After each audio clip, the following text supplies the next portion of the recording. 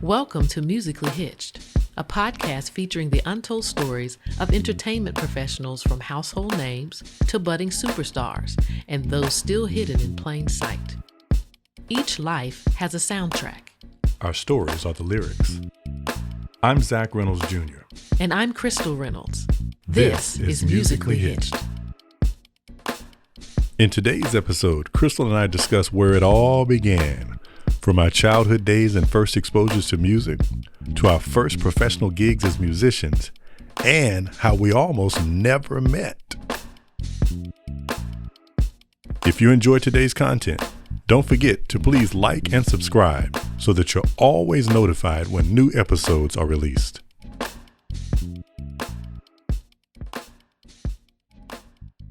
I grew up in a musical family in Madison, North Carolina, which is a small town with big impact, a wonderful place, just north of Greensboro and south of the Virginia state line.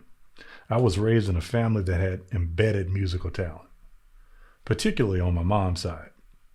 So in our immediate family, my mom, whose name is Mary, plays guitar, and my dad, Zack Sr., a vocalist, loves to sing.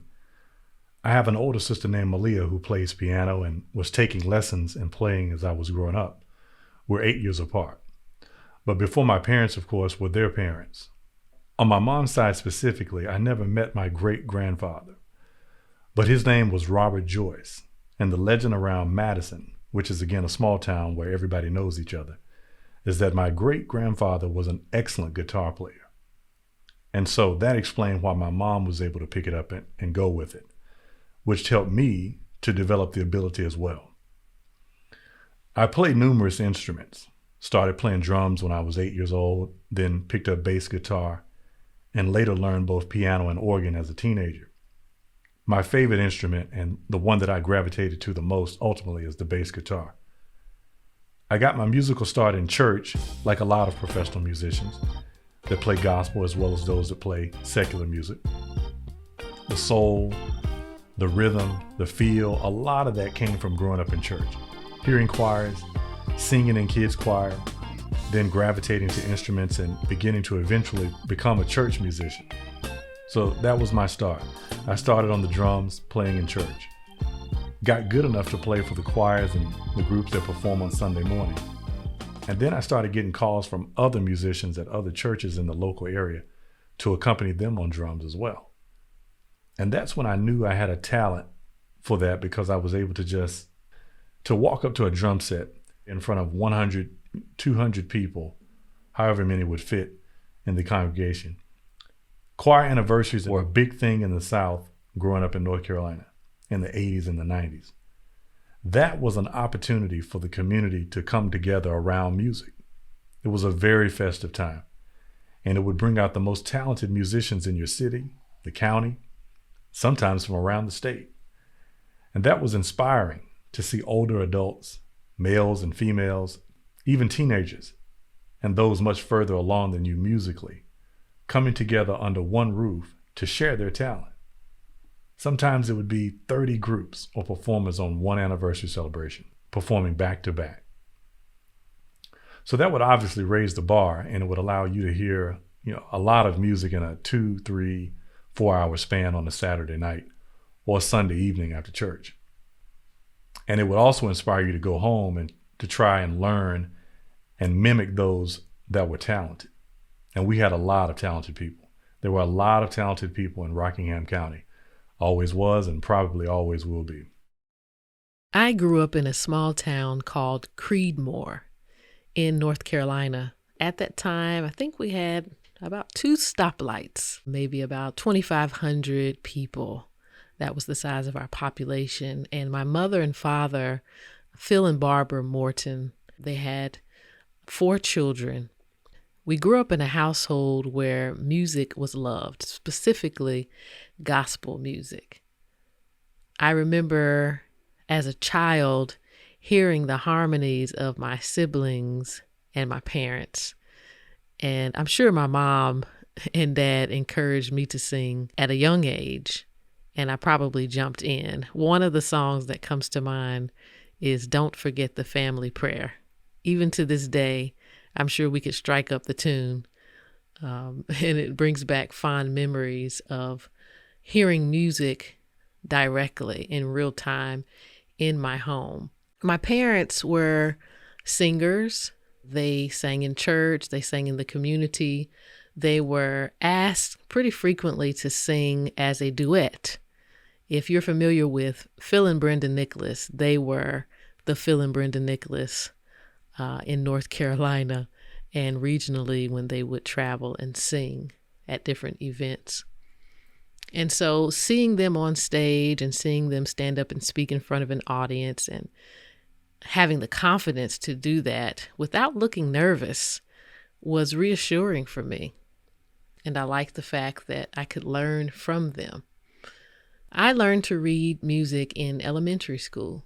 I had a really good music teacher, Mr. Joyner, who taught the class how to read music by playing a recorder. So that was my first instrument. And we read music using a small book. My recorder was, I think it was cream in color or brown, and there was a small handbook, if you will, mapping out the notes on a recorder. And I had it at home and I practiced. I'm sure the sound was annoying to my parents at the time, but it helped me to learn what those notes were supposed to sound like. And a little bit later, I had piano lessons with a well-known music teacher in the area named Mr. Riddick. And he would come to our home and sit at the piano with me and teach me various practices and lessons on the piano. I didn't really go very far with the piano, but at least I had the basic training of the treble clef and the bass clef and how that all worked together. So I played the recorder, a little bit of piano, and as I got older and entered middle school, I was interested in the clarinet. It was a woodwind instrument and wasn't too hard to play, only hard if you didn't practice, but I got the hang of that and learned to enjoy it. My mom says that I wanted to play the drums in high school. I wanted to play one of the bass drums, I believe in the marching band, because I did that for a while. I played the clarinet in middle school, and then I transitioned to the French horn, which was another challenge of playing a brass instrument, and that was very hard for me. So although I could read music, brass instruments are just another beast. And as a high school marching band member, I played the mellophone, which is the marching version of the French horn. That was a lot of fun. Being able to sing, being able to read music, and playing several instruments, as you can imagine, I really enjoyed music. It was something about it that was cathartic for me. My maternal grandparents were Garfield and Savannah Joyce, who loved music and decided to start a family gospel group when I was in elementary or middle school. They decided to name it the G&S Gospel Singers, naming it after themselves, using the first letter of each of their names. They had 6 daughters, so the group was basically a collection of several of my aunts that lived in North Carolina at the time, my parents, my sister and I, as well as my cousins who were also budding musicians. So started on drums, and after my parents bought me a drum set, they saw my progress on the drums, and I guess they just felt like it would be good for me to pick up another instrument. And at a certain point, they all of a sudden bought a bass guitar. It was a complete surprise when they brought it home, and I actually still have it to this day. It was an Area Pro, that was the brand name, black 4-string bass guitar. And I don't know exactly how long it took me to learn how to play it. I just remember that I was playing drums at 8, and by the time I was 11, 12 years old, I was getting pretty decent at playing bass, particularly gospel music. And I was becoming confident enough to start playing at the family group's rehearsals. We would rehearse at my grandparents' home, a lot of times in the kitchen or the living room area, wherever we could, sometimes at the church. But that was where I really started to learn how to play and was inspired to play music. I also grew up attending my sister's piano lessons, but I was never participating. I was always just waiting around until she was done. She grew up reading music and learning how to do that and playing in church as well. Ironically, I never took formal lessons as a child. I'm self-taught on 4 instruments, and I know that's a gift from God. I learned by listening to tapes. Back then, the cassette tapes. I can even remember 45s being in the house as well, but I'm pretty sure I learned by listening to tapes, particularly gospel music, as we did a lot of quartet and ensemble music back in the day, rewinding and fast forwarding the tapes over and over until you got it right. That was how I learned to cover songs appropriately. We were traveling regionally by the time I was in middle school and high school, performing all over the place between the Carolinas and Virginia. At first, the family brought in a few guitar players from neighboring cities to be the musicians for the group along with my mom. Eventually, I was able to play to the point where there was really no need for the bassist that was playing before me to be there any longer. It was obvious that I was blood and a family member. So since this was a family group, it just made sense for me to be the bassist because of my talent as I was progressing quickly, both in skill and confidence, getting better and better, faster and faster, soaking it up like a sponge. So it was just a natural progression for me to do that. And so to go a little bit forward, after that, I eventually picked up the keys. I started learning keys out of necessity, actually. Our church at the time had some musicians that they transitioned through during my teenage years. I ended up learning keys and became musical director at our church, which was my first musical leadership role in addition to the family group. My first professional job, the first thing that I actually got paid for doing was playing the bass guitar. I used to get paid, I think it was like $50 a Sunday, which is pretty good for someone that was in middle school. So that's about $200 a month in the early 90s for someone who's 11, 12, 13 years old. That was pretty good. That let me know that you can do this, be good at it, and love it, and you can get paid. At that time, the motivation wasn't the money. It was just a very nice reward. But they were going to pay someone. Our church paid musicians. We didn't come from a church that didn't believe in paying musicians. So they paid the music director, the organist, the keyboardist, and they paid us. We didn't get paid, of course, in the family group. But again, we weren't really expecting to get paid from church. So very, very different than just getting an allowance for doing chores and things like that. As a junior or senior in high school, I signed up for show choir. My teacher was Miss Heideprim. After a while, I got the hang of what show choir was all about, and it was pretty much the cream of the crop of singers at the school. We had many different styles of music to learn. One in particular was Blue Skies, and we had to dance and sing at the same time. And I remember, blue skies smiling at me, nothing but blue skies do I see. So that one rang in my head a lot, and I remember it being a festive tune and something that, I'll never forget. And we worked really hard. We had to learn a lot of material for our concerts, and I was able to be in the class with some of my friends and share those moments with them. I also watched two of my siblings be a part of a group at church called The Message. And The Message was a more contemporary gospel group who sang original music and also covered songs that were popular on the radio, like from Fred Hammond, Commission, and other folks. And, at that time, I was much younger. And again, seeing them on the stage, similar to my thoughts of my parents, I saw them have high energy and excited about what they were doing. We attended a church in Creedmoor called Christian Faith Center. The pastors were Mac and Brenda Timberlake. It started out as a small church in the old First Baptist building, and it grew to have thousands of members attending from numerous states. At Christian Faith Center, we had a recording studio. We had opportunities for kids to be involved in dance and singing and the orchestra, drama, you name it, we had it.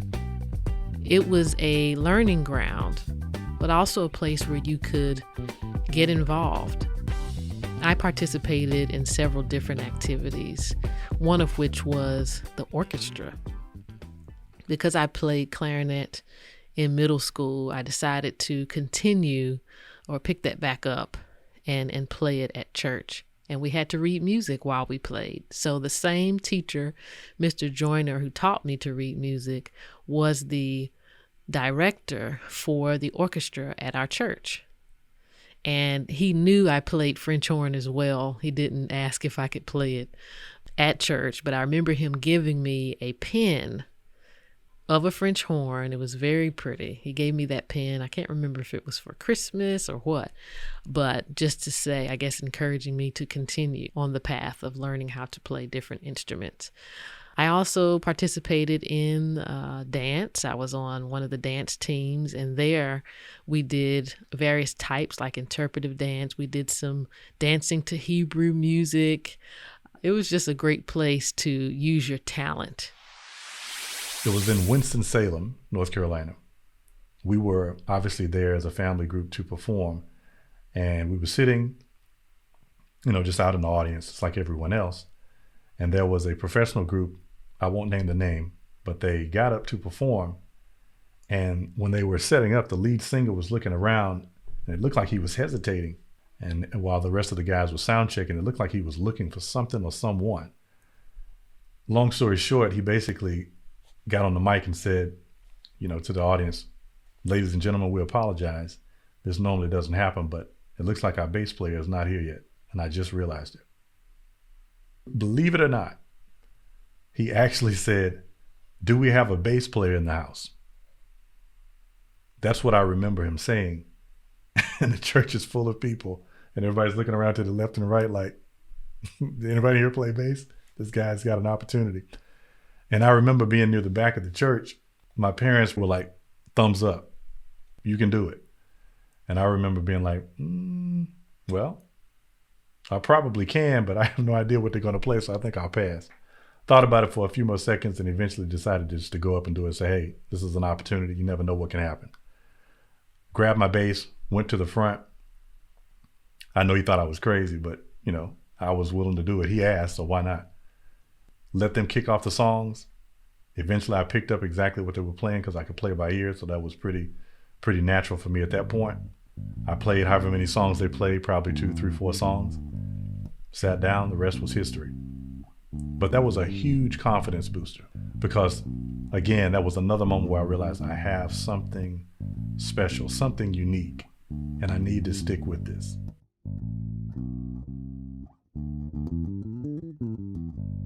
I got into writing and recording right before I went to college. I remember asking my parents to buy me my first keyboard after I'd learned to play good enough to warrant getting one. I remember I was going to buy a $500 keyboard at the time called a Roland XP10. And we ordered one. My parents paid for it. But miraculously, when the UPS truck came and delivered the box, it had Roland on it, the name brand, but it was a much bigger box than I was expecting because I was familiar with the XP10 and its size. It was a much smaller starter type digital piano. When I opened the box, it was actually a Roland XP60 workstation. And anybody that knows about the XP series knows that that was one of Roland's flagship music producer, music sequencing keyboards. And so I was, of course, like a kid in a candy store. When I saw that, I was blown away because that keyboard had to cost at least $1,000 more than the one I wanted. It had the ability to do everything that keyboard could do, plus a gazillion things more. So I saw that as a sign that here's my opportunity to learn how to sequence. I learned how to create beats, learn how to compose. And because I was already playing drums, I knew how to drum program, or at least in my head. So I learned how to do that on the keyboard. Knowing how to play the bass, I could do the bass lines with my left hand. Then I was able to begin putting tracks together by way of that accidental delivery, if you will. Looking back, I know it wasn't an accident, as I believe everything happens for a reason. So I believe it was God designing it all along. I got into songwriting as a result of that. The first recording session that I remember doing was late high school at a local studio. I remember composing my first song titled Excited, and we attempted to record it, but it's been so long that I don't remember what happened to it at this point. But I do remember writing it for some sessions that I was working on. I had the opportunity to record in the church studio. We would do that from time to time, and I learned how to sing in the studio. It was very different from singing live. Obviously, you had to prepare before you arrived and know your parts so that you wouldn't be in there all night trying to finish the song. Leaving high school, I went to UNC Chapel Hill.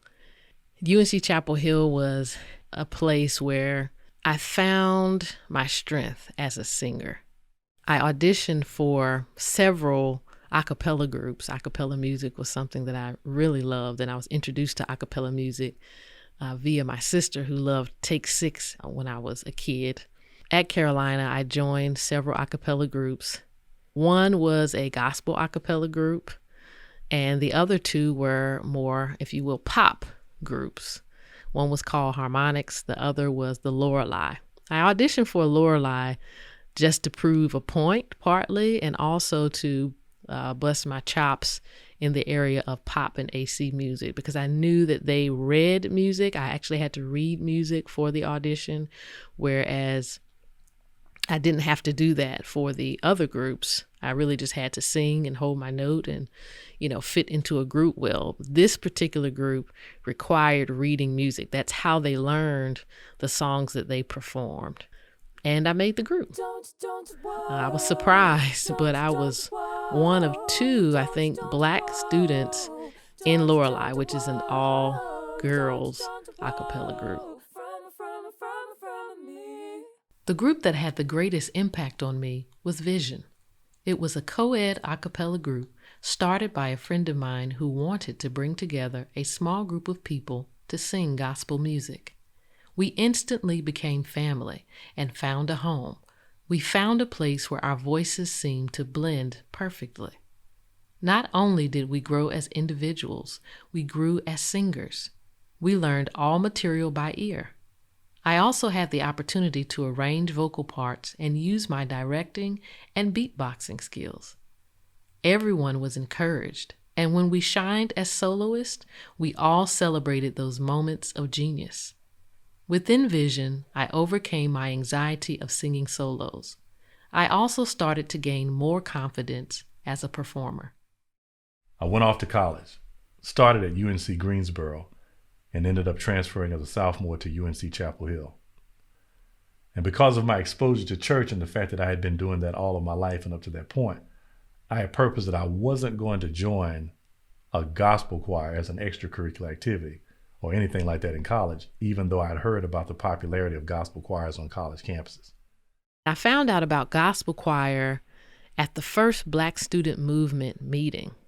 If you were new on campus and you were Black, you needed to be at this meeting because it was going to be very important to learn more about how to be active in the issues of being Black on campus. One of the activities that is housed, if you will, in BSM is the gospel choir.